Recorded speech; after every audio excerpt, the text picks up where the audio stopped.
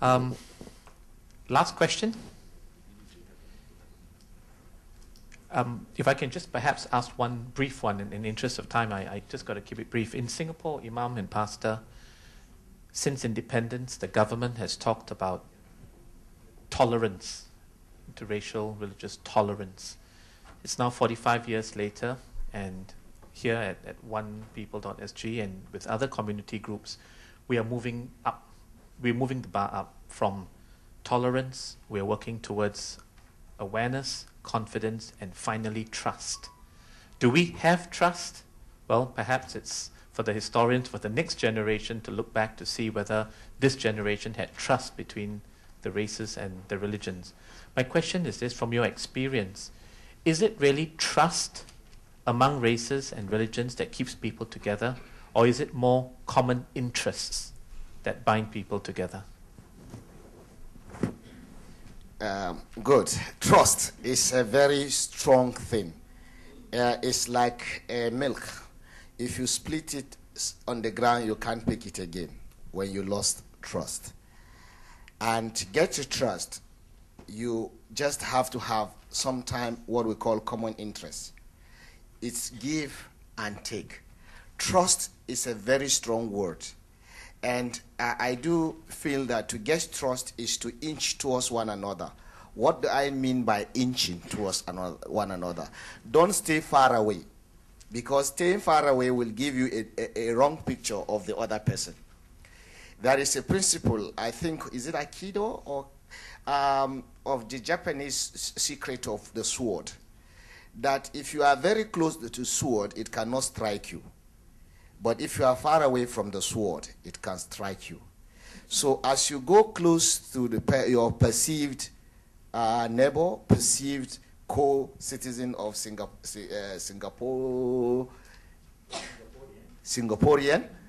I'm careful not to say a word here that does not look like it. So, yeah, freedom of speech. Thank you, sir. But no demonization in freedom of speech. So as you inch closer, you begin to see the person's heart, not the person's face. As you sit closer, you go closer, you begin to ask questions and understand why the person is doing what he's doing. Trust can be built that way. And when you have trust, then you can address your energy towards achieving common interests. The interest is the welfare of all Singaporeans. Do we have that interest? Once we begin to build the interest, we'll now graduate to a point of trust. I can leave my drink with you open and take it back later and drink, and I know you can't poison me. That is trust. I can go out and say a word. Imam and I has gotten to a point that I can empathize for him.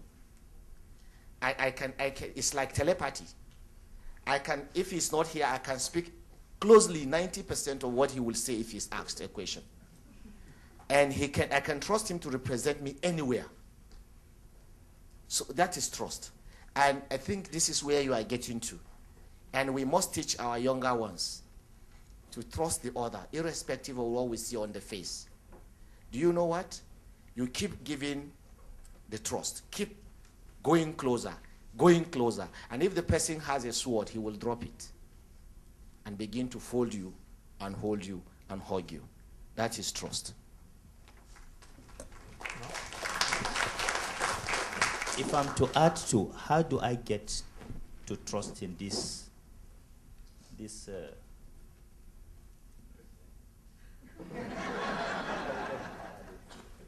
you know, if you watch the end of the documentary, I think you should be able to get the documentary. It says, even though he is not a Muslim, I trust him. I say that word. I can give my life to protect his honor. Even though, get the word, he's not a Muslim, I trust him. And I can give my life to protect his honor. This is the higher level of spirituality. There must be a relationship to build to that. I was struggling to identify my divinity. First, until when I rediscover myself as a Muslim. And it gave me the call to say, can I advance? And the first advance in common interest is, at times we don't have, but what was his interest? He is the only child of his mother. When I decided to turn the hate into love, I identified what he loved most was his mother. And his mother was on the sick bed at a time of transition. That was mischievous, my friend. Get the point? I'm saying that now. So I got into the hospital. And for the first time, people were shocked to see a Muslim ustaz, coming in. And that time, I was what I am. Because I believe if you want to win respect, just make yourself tough. If you make yourself tough, you get respect. That is, if you want peace, prepare for war. That metaphor, which is still negative metaphor, was what I have in me. So I was so tough. We get there. Hey, watch my back. You go in the front. I'm coming to that area. So you have people who have gone there to clean the place. Some people are behind me. If I didn't come out on time, they know what to do. And I went to the house. They said in the hospital. I said, let's go to the hospital. I went there for the first time. I see the mother. And I say, oh. And I sympathize with him. But I'm feeling, how can I really turn this? In my heart, I've made up my mind that I want to turn the enemy into a friend. If Muhammad has turned Abu Sufyan into a friend, the king of Mecca, who has organized more than 23 war against Muhammad. But when Muhammad conquered Mecca, he went to say, anybody who go to Abu Sufyan's house is saved. The people of Mecca were wondering, this is the guy who lead people to come and kill us, to come and humiliate us. How do we go to his house and be saved? He said, any one of you who go to Abu Sufyan's house is saved. But anybody who doesn't go there, we know he's against us. And we're ready to fight him. Many people start moving to his house.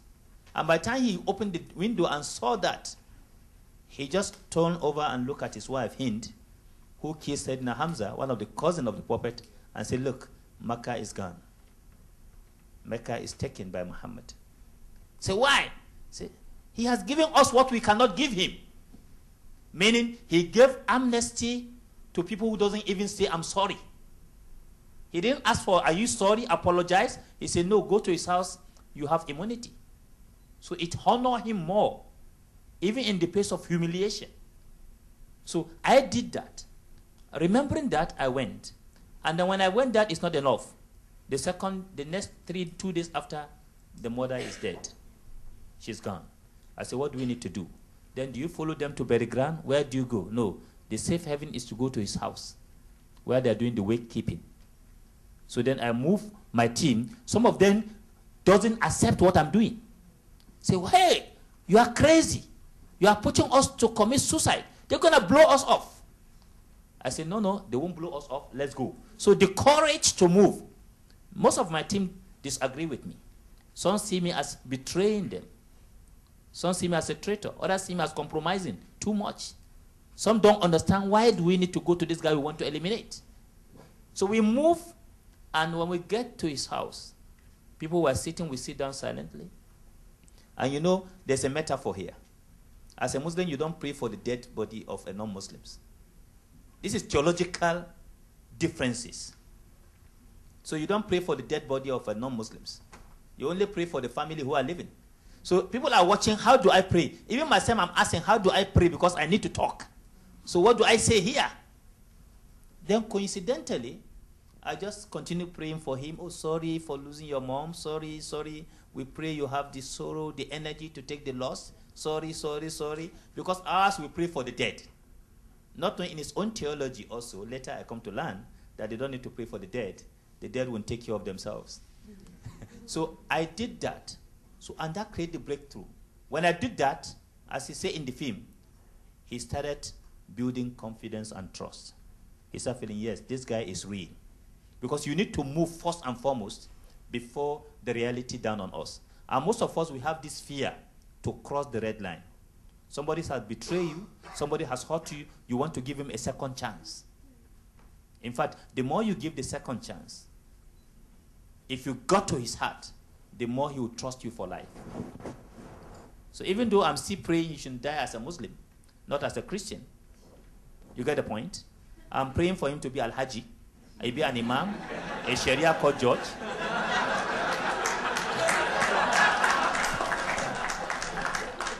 And in his heart, he's praying for me day and night also.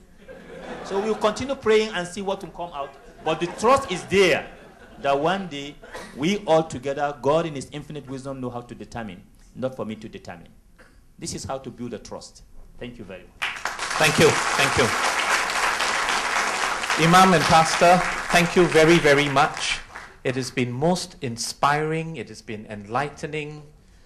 You shared with us your personal experiences, your tragedies, and your victories. And that is something that we will take away with us. We wish you and that you'll have a continued good stay in Singapore. We are a little red dot, but we are dynamic and we are blessed.